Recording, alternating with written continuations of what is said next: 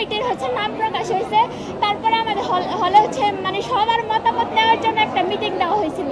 তো এখানে আমাদের জিজ্ঞেস করছে যে ছাত্রলীগের আমলে মানে অনেক মানে তারা আধিপত্য বিস্তার করেছে।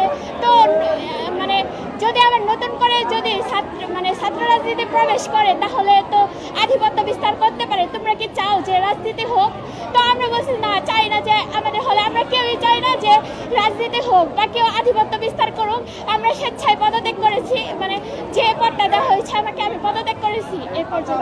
আমরা মানে কোনো রাজনৈতিক কোনো আধিপত্য চাই না। আমরা একজন সাধারণ শিক্ষার্থী, আমরা সাধারণ শিক্ষার্থী হিসেবেই থাকতে চাই।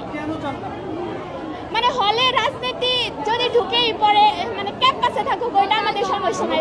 হলে যদি রাজনীতি থাকে আধিপত্য বিস্তার করবে। আমাদের আপুদের মানে যারা আমাদের মানে মতামত নিয়েছে যে তোমরা চাও কিনা, তো ওনাদের সিট কাটা গেছে। তো ওনাদের কেন সিট কাটা গেল, এটা একটা অন্যায়, কারণ ওনারা তো আমাদের কোনো নির্যাতন করেননি।